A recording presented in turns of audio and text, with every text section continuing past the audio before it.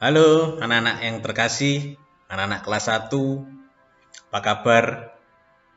Semua sehat-sehat ya? Baik, harapannya Pak Daniel, kalian tetap jaga kesehatan ya. Makan yang bergizi, olahraga, istirahat yang cukup, dan jangan lupa tetap belajar. Ya? Oke, pinter. Gimana tugas kemarin? Tugas kemarin kalian punya tugas menyalin, membaca, dan memahami tombol-tombol keyboard. Sudah paham? Sudah mengerti? Oke, sekarang Pak Daniel akan bantu untuk supaya kalian lebih mengerti lagi ya. Kemarin kalian sudah mencatat ini kan ya? Ini sudah kalian catat kan? Oke, sekarang akan Pak Daniel terangkan sambil praktekkan ya. Kalian boleh sambil melihat catatannya. Jadi sambil mendengarkan Pak Daniel, sambil melihat catatannya. Diambil catatannya ya. Oke, Pak Daniel langsung mulai saja ya. Pak Daniel mulai saja. Pak Daniel akan memperkenalkan tombol enter. Kalian tahu enggak tombol enter? Mana tombol enternya? Tombol enternya itu ada di sebentar Pak Daniel. Nah, ada di sini. Kelihatan enggak? Nah, ini tombol enternya ini. Pak Daniel ganti warna merah aja ya, biar lebih kelihatan. Nah, di sini ada tombol enter anak-anak. Ya. Nah, tombol enter itu padahal sudah tuliskan di catatan ini. Itu biasanya berguna untuk mengakhiri pengetikan. Ya. Maksudnya gimana? Nah, ketika diklik enter, ditekan enter itu biasanya tulisannya itu langsung berada di bawah atau di selanjutnya. Ya, makanya dikatakan berguna untuk mengakhiri pengetikan. Setelah mengetik biasanya ditekan enter supaya dia langsung lanjut di bawahnya. Gitu. Kemudian kalimat yang keduanya berguna juga untuk menjalankan suatu perintah. Nah, biasanya ketika memilih menggunakan mouse, nah itu memilihnya endingnya akan diklik, terakhirnya akan diklik pakai mouse kan. Nah, itu bisa digantikan dengan enter anak-anak. Sehingga di catatannya juga akan tertulis bahwa tombol enter itu berguna untuk menjalankan suatu perintah. Nah, menjalankan suatu perintah itu bukan hanya bisa diklik melainkan ditekan enter. Itu ya. Oke, selanjutnya. Enter itu tombol yang paling besar di keyboard. Ya, ini sebenarnya belum tentu karena ada yang bentuknya seperti contoh di sini. Tidak terlalu besar bentuknya, lebih besar spasi ya. Tapi ada yang bentuknya L. Wah, itu biasanya lebih besar itu. Ada yang bentuknya paling besar. Kayak L. Nah, seperti itu ya.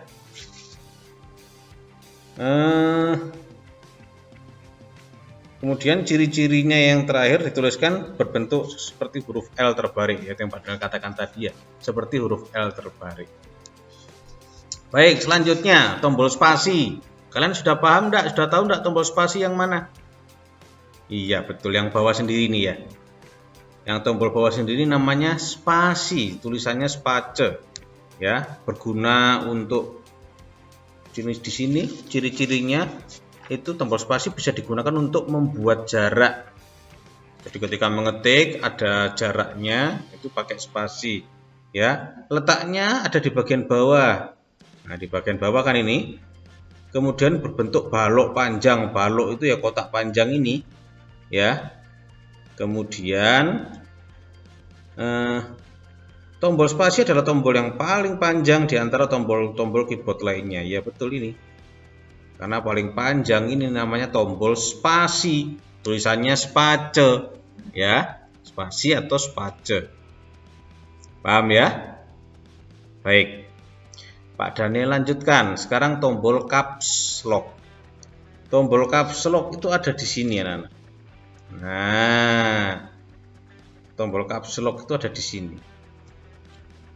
Ya. Tombol caps lock berguna untuk mengunci huruf kapital sehingga semua huruf yang kita ketikkan menjadi huruf kapital atau huruf besar. Ya. Mengunci huruf kapital itu contohnya seperti ini ya. Perhatikan. ini sekarang Pak Daniel akan menyalakan caps lock ya. Ketika tombol caps lock Pak Daniel nyalakan, maka nanti akan ada lampu yang menyala di sekitar keyboard, itu akan ada lampu menyala.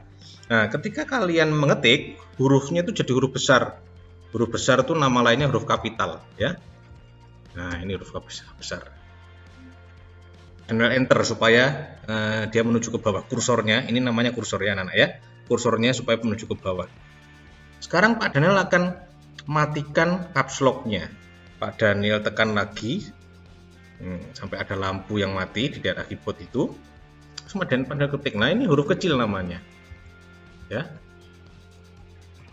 Dan ulangi lagi. Ya. Caps lock dinyalakan, huruf kapital. Enter. Pak Daniel matikan caps lock-nya. Pak Daniel ketikkan ini huruf kecil. Ya. Tahu bedanya ya? Bedanya ya. Nah, nanti akan ada lagi tombol untuk membuat huruf besar dan huruf kecil. Ya. Ingat, kalau caps lock itu hanya sekali tekan sampai lampunya nyala atau caps lock-nya itu aktif, maka ketika kalian mengetik itu semuanya sudah huruf besar atau terkunci. Ya, di sini dituliskan semua huruf kita ketikkan menjadi huruf kapital. Mengunci fungsi huruf kapital. Nah, mengunci huruf kapital itu artinya yaitu sekali tekan maka menjadi huruf kapital semua atau huruf besar. Kalian di TK sudah belajar kan? Menulis huruf besar, menulis huruf kecil, atau dengan braille sudah belajar ya? Huruf besar, huruf kecil. Nah, kalau di keyboard memakai caps lock itu salah satunya. Pak Daniel lanjutkan ya.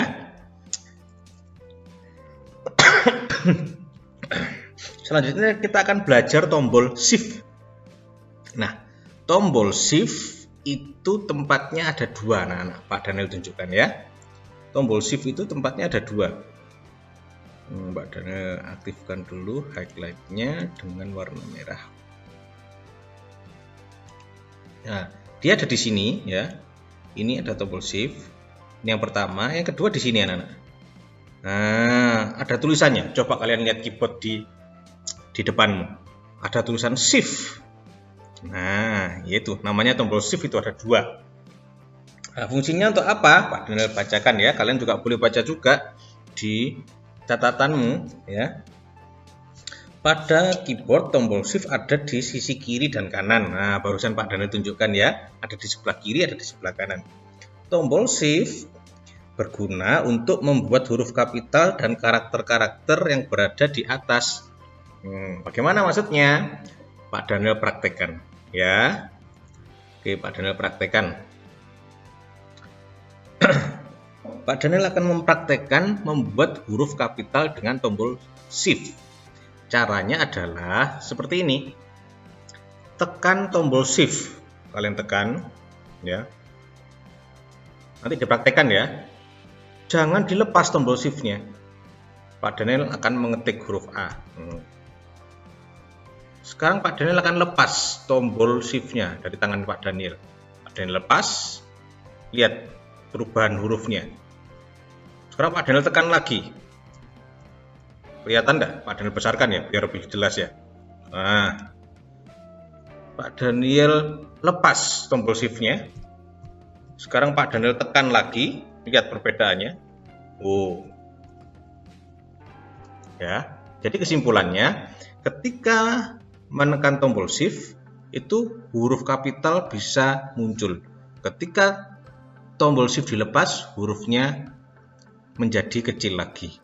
Beda dengan tombol caps lock. Kalau caps lock begitu diaktifkan, dinyalakan, maka hurufnya sudah bisa huruf besar semua untuk mengetik.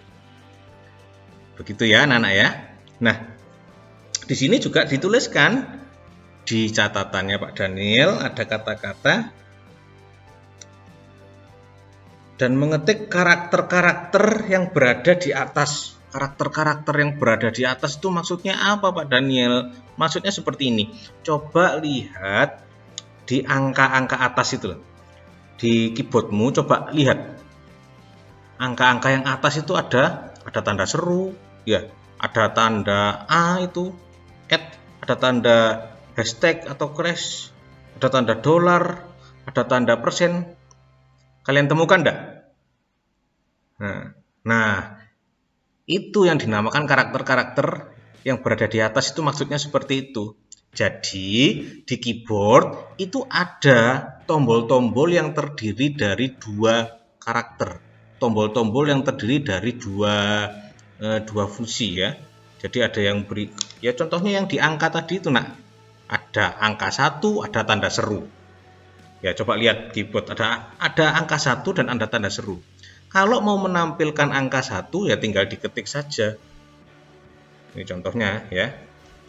Tapi kalau mau menampilkan tanda seru, nah shift-nya harus ditekan dulu, jangan dilepas, baru kalian ketikkan angka 1. Gitu caranya ya. Jadi di keyboard itu ada beberapa tombol yang terdiri dari dua, isinya ada dua ya, ada dua karakter lebih tepatnya. Nah, ketika mau memunculkan karakter yang ada di atas, jangan lupa ditekan tombol shift. Gitu ya, paham ya? Oke, Pak Daniel lanjutkan. Sekarang kita akan membahas tentang tombol delete. Nah, ini perlu ini kalian ketahui karena kalian nanti ketika belajar mengetik tentunya harus pandai juga menghapus ya. Menghapus itu ada dua macam, yaitu dengan tombol delete dan tombol backspace. Sekarang kita akan pelajari dulu yang tombol delete ya. Kita akan pelajari dulu yang tombol delete. Oke, Pak Daniel bacakan ya. Tombol delete terletak di sisi kanan keyboard sebelah kanan tombol enter. Nah, kalau kalian memakai komputer bukan laptop ya, itu berada di samping sini anak-anak. Biasanya ada di samping ini. Ya. Ada tulisannya del, kependekan dari delete ya. Delete. Nah, kalau di laptop itu biasanya ada di atas tombolnya. Tulisannya delete. Ya, dibaca delete. Kalau disingkat dalam tombol keyboard del biasanya. Nah, fungsinya untuk apa? Pak Daniel praktekkan langsung ya. Misalnya Pak Daniel tulis di bawah delete. Oke. Di sini kalimatnya yaitu delete berguna untuk menghapus huruf atau karakter yang berada di sebelah kanan kursor. Apa itu kursor? Kursor itu yang kelap-kelip ini loh nak. Nah, ini ada yang kelap-kelip ini loh ya, itu namanya kursor. Nah, ketika tombol itu delete itu ditekan, yang terhapus itu sebelah kanannya kursor itu. Ya. Pak Daniel praktekkan ya. Dengan tanda anak panah yang ada di keyboard, Pak Daniel majukan ini kursornya. Coba kalian lihat kan ini jadi maju. Nah, itu gara-gara Pak Daniel tekan tanda panahnya itu.